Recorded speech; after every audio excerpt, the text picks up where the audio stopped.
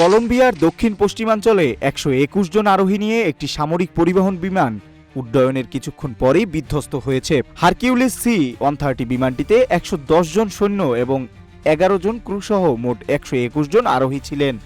বিমানটি সৈন্যদের পুতুমায়ো প্রদেশের একটি শহরে নিয়ে যাচ্ছিল। আরোহীদের বেশিরভাগই ছিলেন সৈন্য।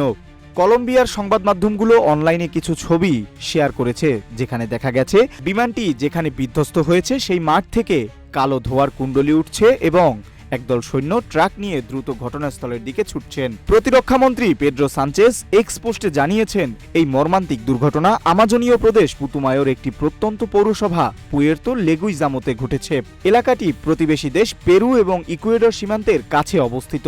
কলম্বিয়ার বিমান বাহিনীর কমান্ডার কার্লোস ফার্নান্দো সিলভা বলেছেন যে দুর্ঘটনার বিস্তারিত এখনও জানা যায়নি, তবে শুধু এটুকুই জানা গেছে যে বিমানটিতে সমস্যা দেখা দিয়েছিল এবং সেটি বিমানবন্দর থেকে প্রায় ২ কিলোমিটার দূরে বিধ্বস্ত হয়। সানচেজ লিখেছেন, এই দুর্ঘটনা দেশের জন্য অত্যন্ত বেদনাদায়ক। আমরা আশা করি আমাদের প্রার্থনা এই শোক কিছুটা লাঘব করতে সাহায্য করবে।